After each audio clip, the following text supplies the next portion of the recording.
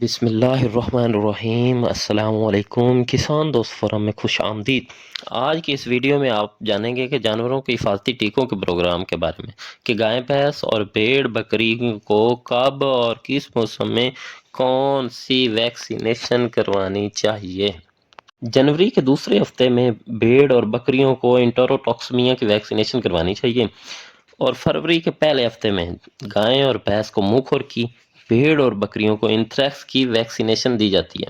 مارچ کا پہلا ہفتہ بھیڑوں کی چیچک اور بکریوں کی چیچک کی ویکسینیشن کا ٹائم۔ اپریل کا پہلا ہفتہ گائے اور بھینس کے لیے چوڑے مار اور بھیڑ اور بکریوں کے لیے منہ کھور کی ویکسینیشن دی جاتی ہے۔ مئی کے پہلے ہفتے میں بھیڑ اور بکریوں کو پلورو نمونیا کی ویکسینیشن دی جاتی ہے۔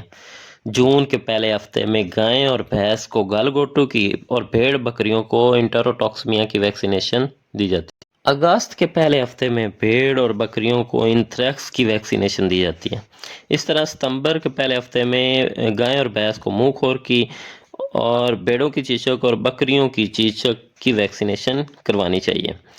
اکتوبر کے پہلے ہفتے میں رینڈر پیسٹ گائے اور بھینس کو، بھیڑ اور بکریوں کو منہ کھور کی ویکسینیشن دی جاتی ہے۔